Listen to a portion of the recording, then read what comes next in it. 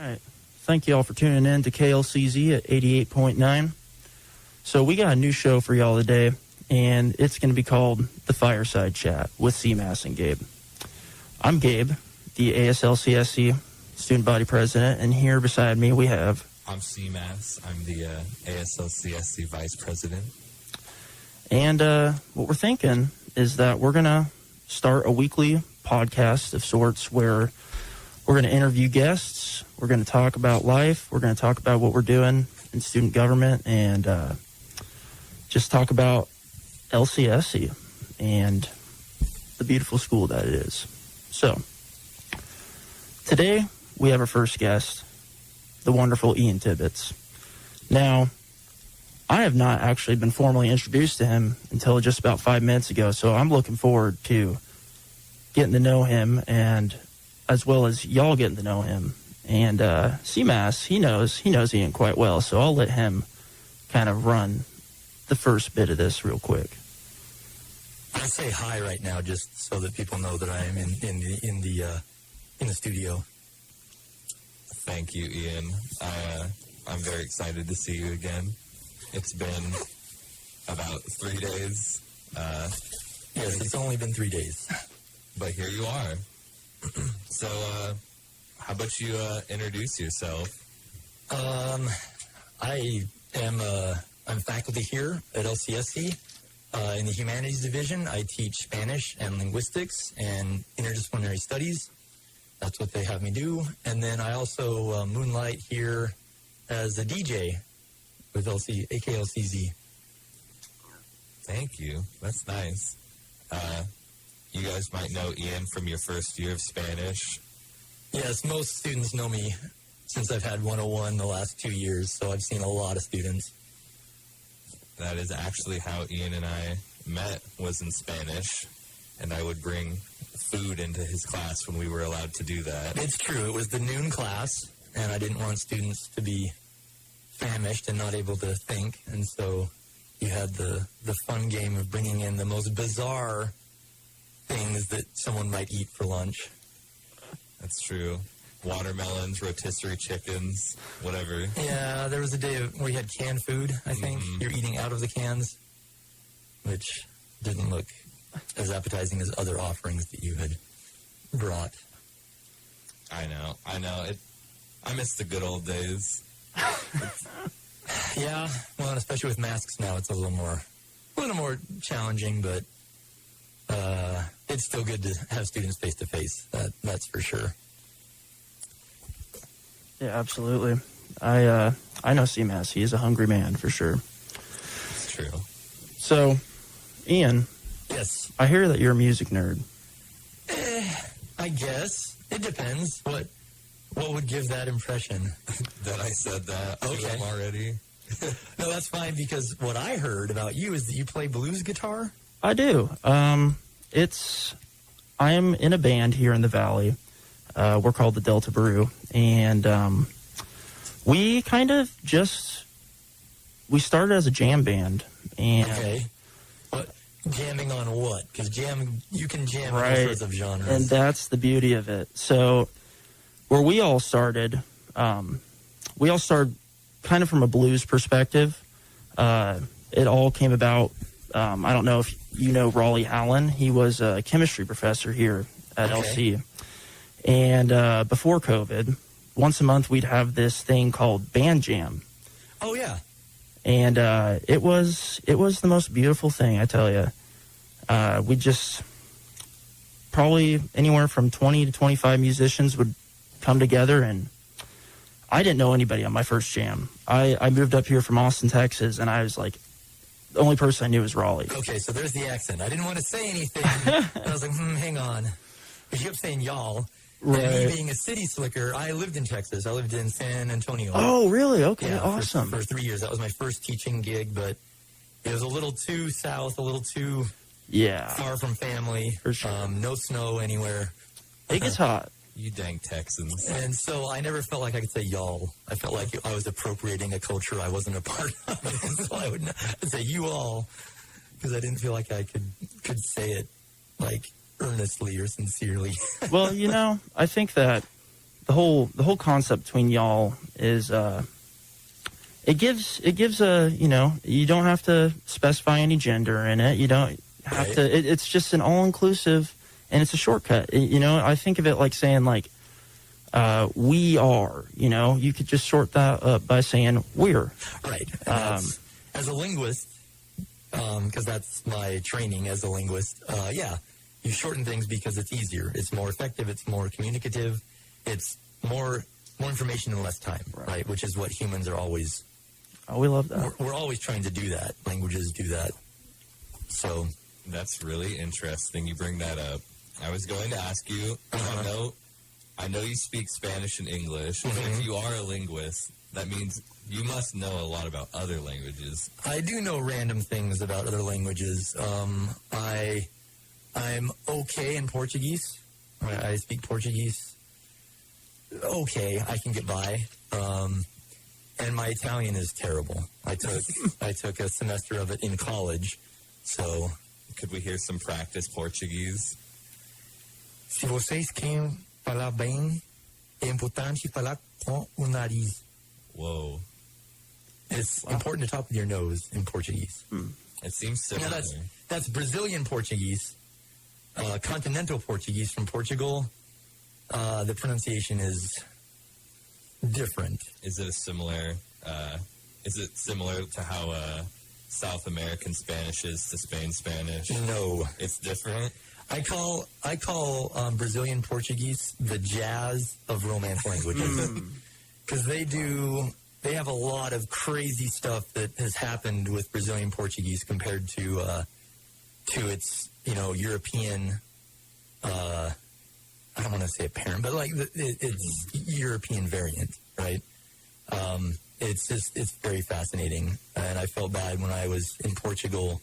There was this, you know, clearly American guy wandering around in Portugal using Brazilian Portuguese to talk to the Portuguese. And it was, I'm sure that they didn't appreciate it. Dang.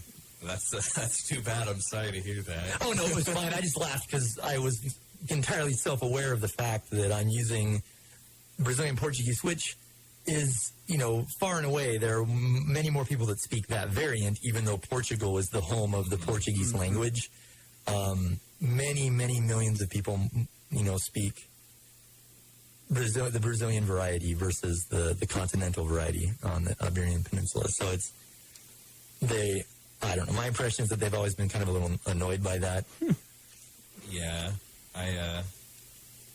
when I went to England a couple years ago, I didn't have that accent. I wasn't gonna fake it. No way. And they were not nice to me at all. Yeah, they were so rude to me just for speaking American English. American English. Yeah, man. Yeah, there can be a lot of feelings about language. And as a linguist, people mistake me for like a grammarian. Like in class, yes, I'm teaching you like the rules of Spanish or whatever, but linguists, we observe, right? We're descriptivists is the name. Like we describe. So we're not ascribing or proscribing anything, saying this is what needs to be applied. We're just saying this is what's going on. Let's figure out why it's going on. What are the influences? What are the rules? Especially where my specialty is in sociolinguistics and language variation. So I look at how language is used across class. That's why immediately when I heard your dialect, your variety of your pronunciation and your vowel qualities, I was like, that person's not from around here. And I didn't want to assume, because that's one where you can always make yourself feel awfully stupid. So you let the other person kind of reveal where they're from, and you're like, aha! So I apologize for doing that, but that's like a favorite pastime of linguists is to listen. And I appreciate that you notice it. I think it's funny, you know, we're talking about speaking the same language, but it's the same language, but it has a different approach to it. And so, like, y'all are talking about, you know, yourself in Portugal and CMAS in England. Y'all are speaking this language, and you're kind of getting funny looks. And that's really similar to how I felt whenever I first moved here from Austin. Sure.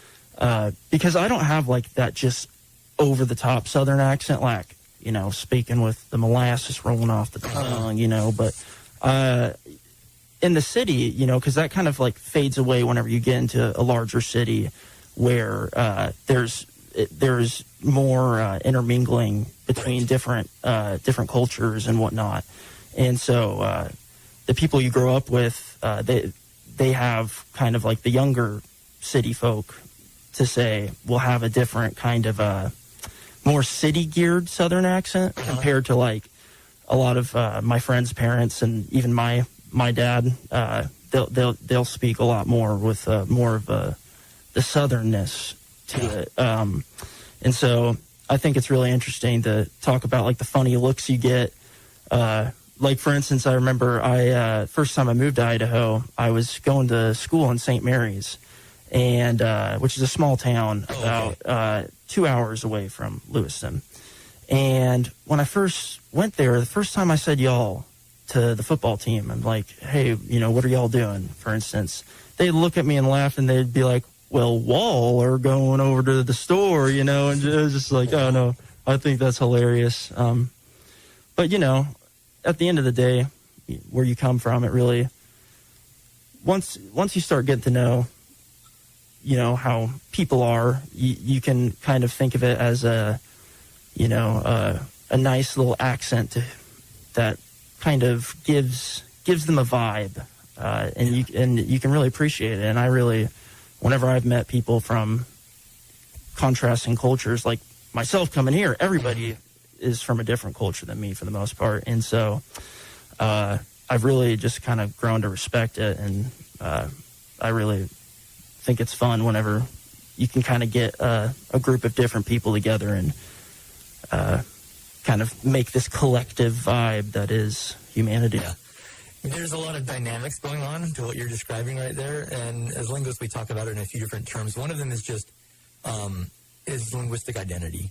Something sometimes I get to teach that here on campus, or the ID 300, I think is what that is.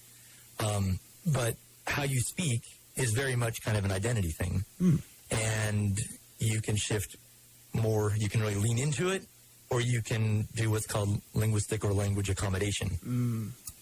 And so when you're talking to somebody and you know that they have a very heavy accent, then you really kind of accommodate that and you match that accent or meet them at that accent, especially if that's something that is very native to you, right? If you know, I have, these parents or these, relatives and they have this kind of accent, and you will accommodate and move to where they're at because you're showing closeness, right? And the opposite direction, right?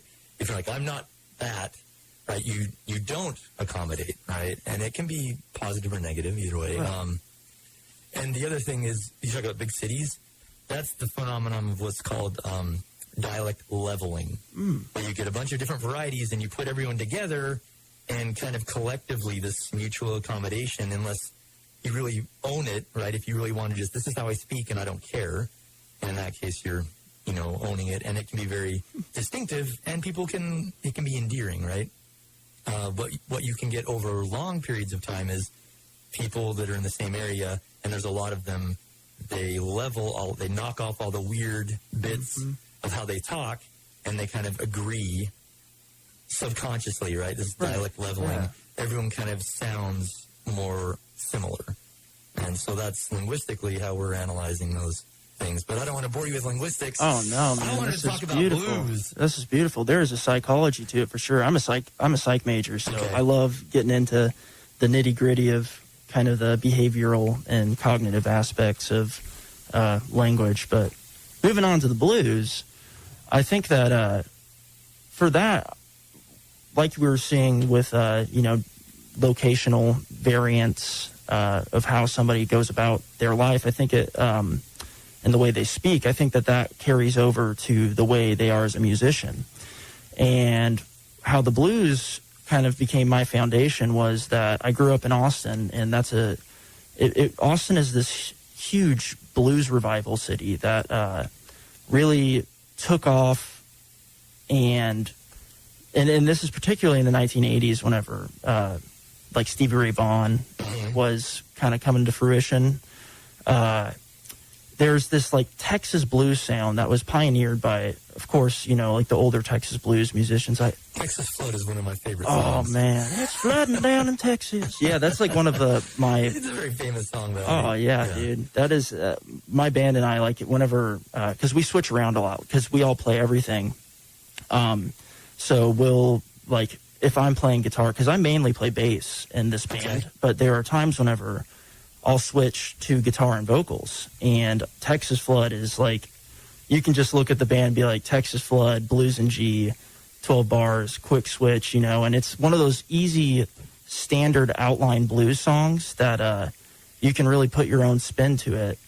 And so like that's the beauty of the blues is it has this set structure that is so simple, but yet it's conveying such a like this just deep feeling within yourself. And so like for instance the most common blues structure would be like 1-4-5, right, which it's just like the key signature and how it works where you know you have your one chord that's like bum bum bum bum bum bum bum bum, and then you could move on to the 4, which is bum bum bum bum. right. You kind of it's like this this interplay between the 1 and the 4 that they're just like these two people vibing. And then to bring it all together to like really tie together what they're saying, you add in the 5, which is like the boom boom boom, you know. It's the dominant. It's the dominant Right. fifth. Yep. Yep. And so that's I was so astonished whenever I moved up here from Austin and saw how much of a blues community that the Lewis Clark Valley has. I did not know this. Yeah, I learned it off just like a, you know, just one of those things. I see a bass in Raleigh Howland's office. I'm like, oh, you play? Like, and he's just like, yeah, man, come to band jam. Come to I band had no idea jam. there were that many people involved with it. Oh, I didn't know there were any. To be honest, it's such, yeah, it was like, it was so low key and like, no, it's not advertised or anything like, and of course it was starting to like build up and then COVID happened and now it's not happening anymore. Like everything else in our lives. Right. Yeah. Rest in pieces. But you know, it like I can walk around campus and be like, you ever heard of Band Jam? I've never met anybody here who had heard of it. But when I got there, it was like this community was just there and they loved the blues so much. And I'm just like, this is insane. I did not think that here in, you know, Lewiston, Idaho, we would find people who they really were interested in where I came from and the specific Texas blues background that I was kind of bringing. And you'll like kind of see like there's these different kinds of blues that, you know, like the Delta blues and Chicago blues and all that. And all these musicians there were leaning towards these different kinds of blues. And when we all got up on the stage together, it made this entirely new, like, LC Valley blues sound that was just, it was so beautiful. When you were talking about, like, there's a framework, right, to blues. Yeah. But the idea is that you have, like, you know, the common, you know, you've got 12 bars and you've got Right. the 1-4-5. Very, like, the idea is that that's the structure and then you can play around it. Exactly. Right? And you can riff and, you know, you can improvise and do those sorts of things, but you still have that, you know, usually the rhythm section riding it really solid for everyone to kind of play around on it. My focus on the blues actually comes from blues rock.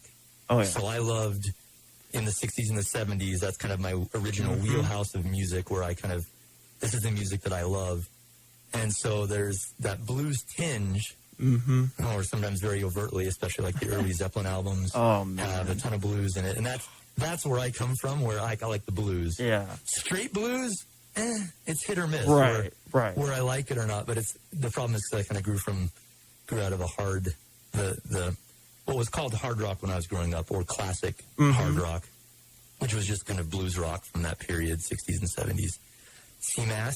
I'm starting to think you guys have a little more in common than... Well, no, I wanted to ask you about music. Well, I honestly have Because I don't remember if you play instruments or... I used to play the snare drum in high school. All right. But I didn't realize that you guys had as much in common about music. I thought I was going to have to be leading us down the path here. Then just started talking. I got to hang out here, take a little nap for a while. Like, no, somebody jump in. Well, I was going to say, so I have a feel for that. Well, I shouldn't say an idea of especially where that experience and exposure. Obviously, very young, just having blues as part of everything around you, but very much a kind of a pure blues, Texas blues influence. What were you listening to, CMAS?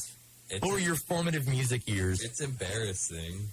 Well, I have some embarrassing things, too. If you listen to my metal show, you'd know. I did not like music very much when I was growing up. Oh, you're like my dad. Okay. Yeah, when I was growing up, and then, oh my God, it's so embarrassing. But well, you don't want to put it out there forever. It's up to you. I don't want to. No. I got in a car with my friend one day, and they were playing music, and I shall remain nameless, genreless. Well, it was Eminem.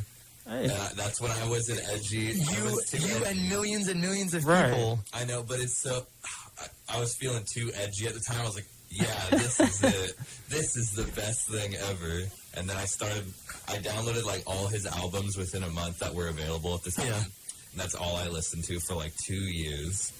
Okay, that's like fair. Straight, nothing but Eminem. Yeah, but everyone gets kind of a pass on like their first like fling, right, with music. Right. So the first album I purchased, well, this is a fun game. So Eminem apparently is your first album? It was Recovery. Okay. Eminem, yeah. What was your first album that you can remember purchasing? Okay, so we talk about like feeling embarrassment. So first of all, I want to say before I tell you my first album, because the exact same feelings are within me when I'm about to say this. But that feeling of embarrassment, I feel, is completely subjective in the grand scheme of things, because like the reason why we pick out this music to listen to is because it calls to us at a certain time. You know, it matches a vibe that you're feeling. Like CMAS saying, I'm feeling edgy. So we talk about my first album that I ever bought. It was whenever I was in, I want to say second grade.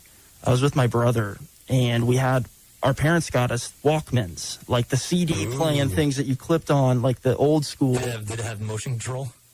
Oh man, I can't. You could click it and you could shake it and it wouldn't skip.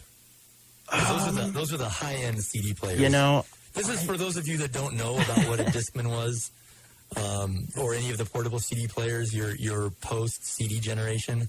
The big deal was the nice ones had a skip control, and you could click it on, and it would keep things very stable so that you're carrying the CD player and it wouldn't skip. I didn't know that. Yeah. So my first one was kind of janky and didn't have that, and I had to like leave it perfectly still.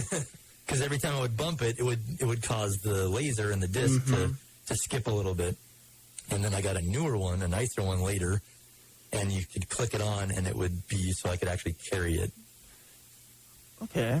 Yeah. I'm sorry, I interrupted that makes me want to think, because I'm trying to remember.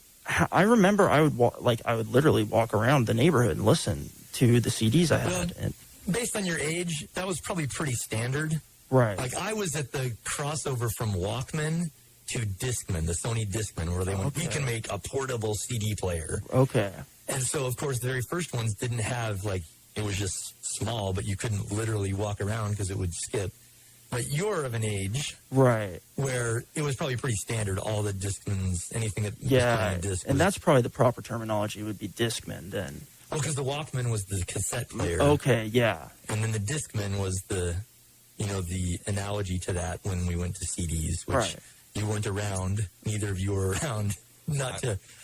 I mean, we're 90s kids, technically. 90s babies. 90s babies.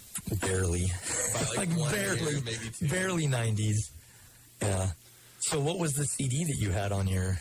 So, my brother and my brother is a huge music nerd. Like, he's been doing music so much longer than I have. But we grew up in a musical household and stuff, so like we've been jamming forever. If you're playing the guitar and you can just jam, Yeah, there was some musical formation going on at a young age. Yeah, I mean, you get roped into it. You need a drummer, you need a bass player, you need. Then whenever all you got's your little brother, rope him in there. And so basically, it kind of the same thing happened. We were going to Target, grocery shopping, and I was looking for music, some CDs, because our mom had just got both of us our own Discman. And so my brother and I were at the rock section of the CDs, and the CD that my brother picked out for both of us, I didn't really have a say in it, but I was just one of those kids that was like looked up to my brother and was like, yeah, anything you say is true. And he picked out Meteora by Linkin Park. And I don't know where that is in the discography of Linkin Park. I want to say it was like their second or third album. Okay, because it wasn't the big one. It was like big for the time, because I think it was 2005. Okay. And I listen to that now. I'm just like, I don't know. I don't vibe with it. There's not a little bit of like nostalgia and like. But, oh dude, yeah, the nostalgia feel, like, because like I look at the music as a whole, and any like the 2000s rock genre, to me, I don't vibe with it very much right now. But okay. I look back at it with like a respect and a feeling of nostalgia, like you're saying, and especially with that album. Because I just remember, my brother and I, we both bought two of the same CD. Like, we didn't even share. We both got our own copy of it. It was hilarious. Why'd you do that? Why didn't you just get a different I one? Don't know. Yeah, it was just like the way a second grader went about the world. Like, I saw my brother picked out this album, and then I'm like, I got to get the same thing. So we literally go up to, my mom's like, why are you getting the same thing? She questioned you right there about your logic. Yeah. And so, yeah, that's kind of how... That was my birth into, being the one to pick out the music. Yeah. So my first album was Aerosmith Pump. Oh, yeah. That has Love in an Elevator, Jane's Got a Gun, What It Takes, which I loved as a ballad. Was like, I would love that song, and it has not aged well. That is a terrible 90s ballad. Like, of all the rock ballads, I thought that I went and listened to it, I don't know, a year or two ago, and it did not hold up at all. But my first, like, kind of independent foray into music was kind of the hard rock of the early 90s. Oh, yeah.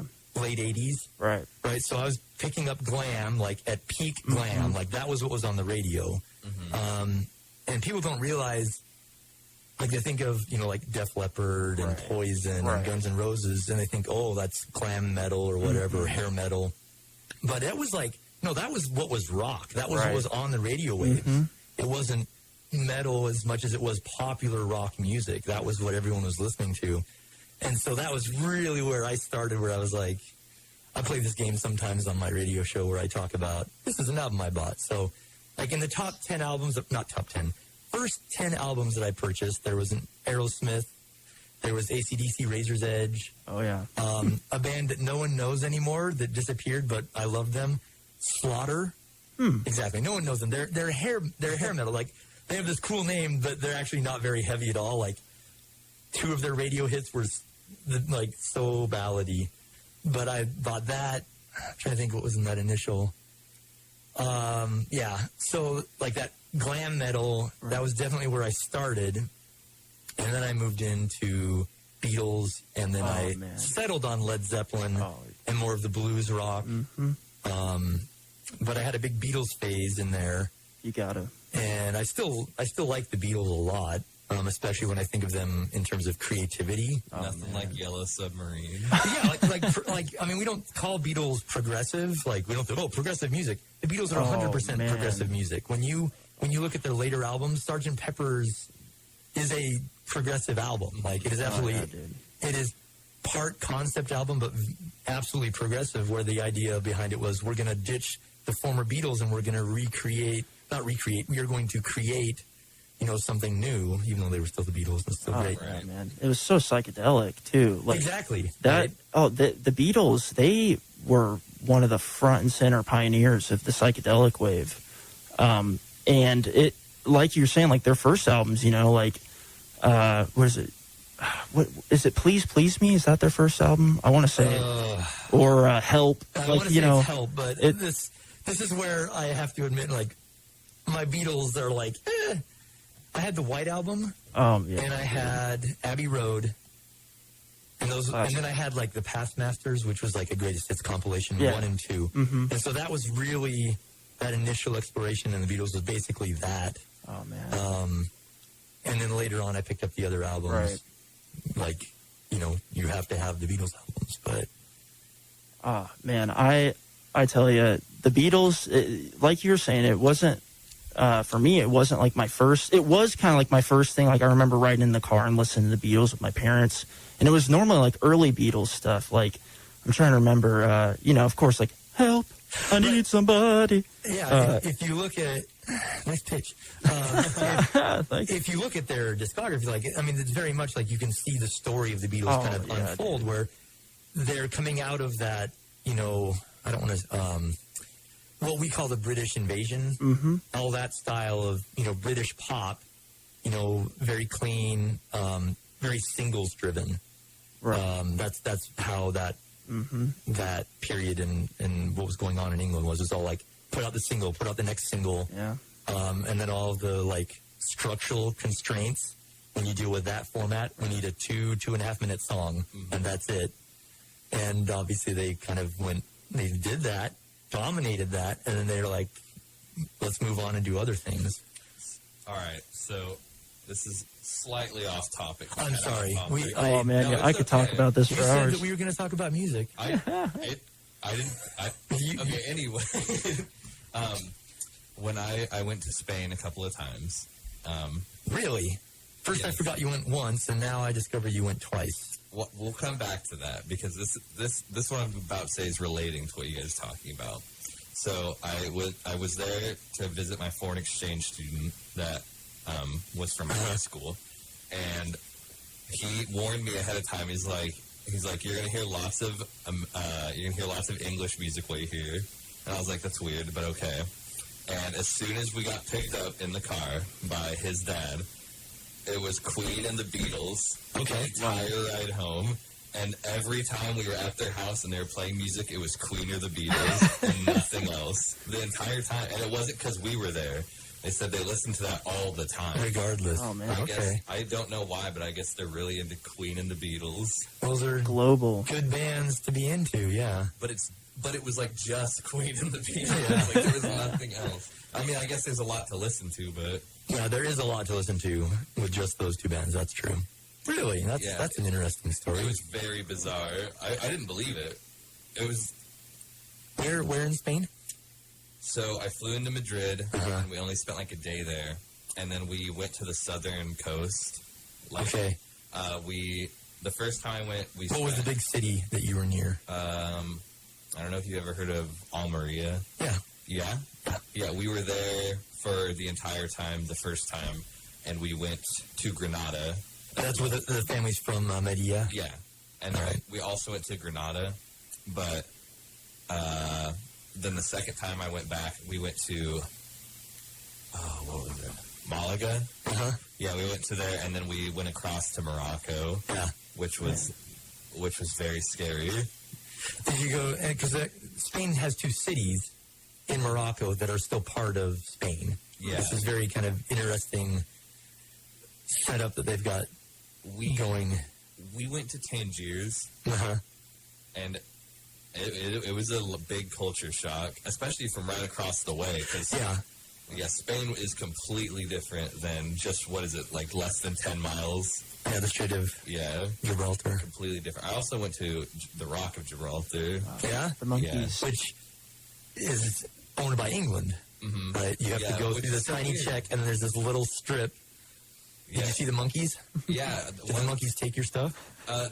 They stole some girl's candy bar, or I think it was a Mars bar, which I know, a Mars bar. Do they still make those? Yeah, just because I was in England, the one time there was a Mars bar. But it took her Mars bar and like some other stuff from her purse, and then another one was crawling on me. Yeah, I got a couple monkeys. to crawl on me. Someone told me that they're like disease-ridden, but it's fine. I don't know about that. I just know that they have no fear of people, and they have occupied the rock. I had a little one like crawl across me and like sit on my shoulder. Yeah. Yeah. Expecting to get fed. It's crazy that they only live on that rock. Yeah.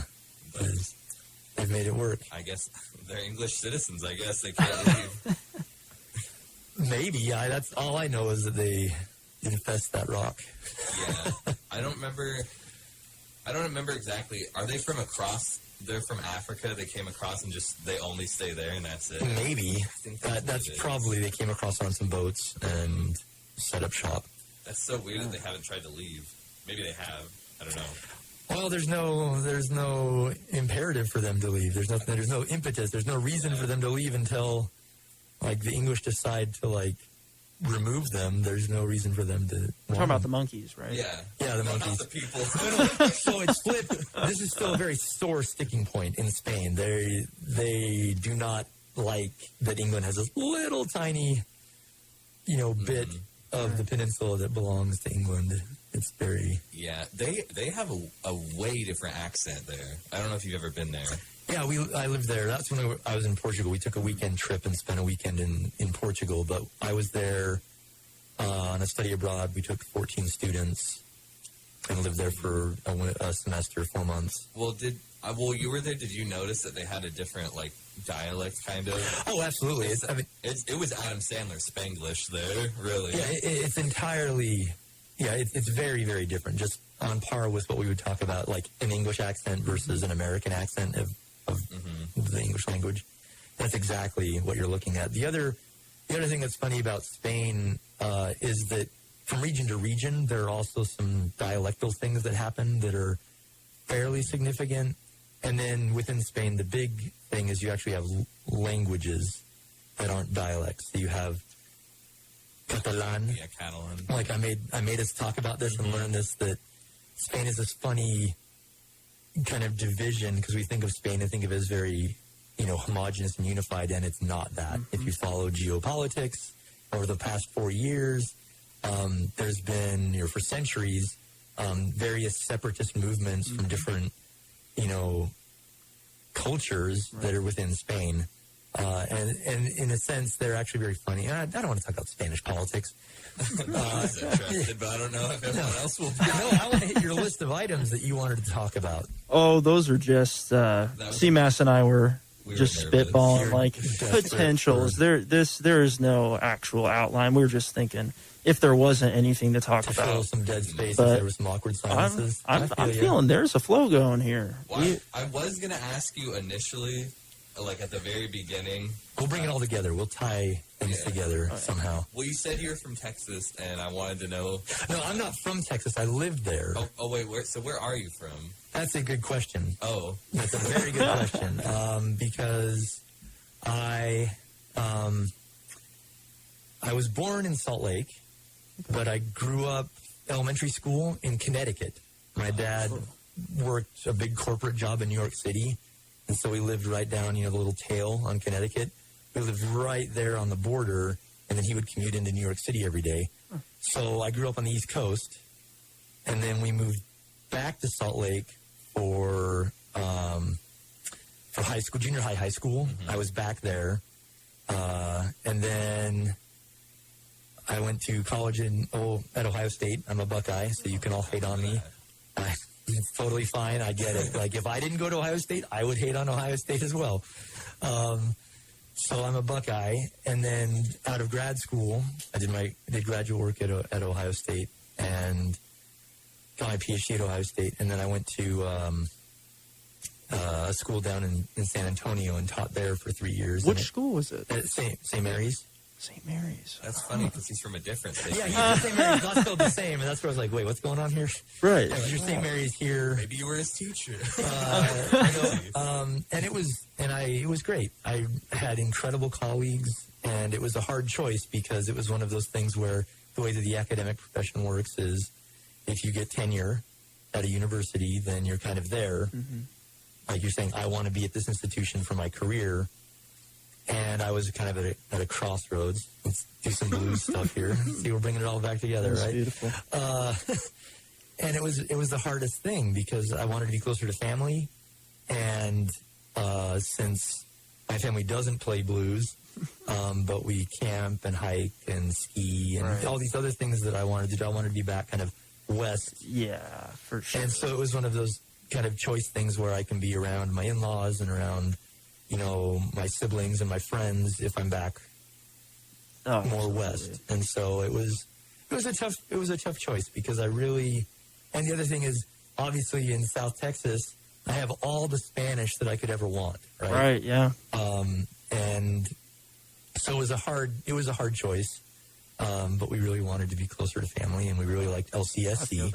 I mean, we were very, like, I was very particular about where I would want to go. Mm-hmm. And so I didn't apply at other places. I was like, well, I like the situation and I don't want to look, you know, grass is always greener. Right. You only applied here? So I said, okay, this is a situation that's close to family, close-ish. Sometimes you don't want to be too close, right? I understand. But, you know, family in Boise, family in Logan, Utah, family in, tiny towns in southern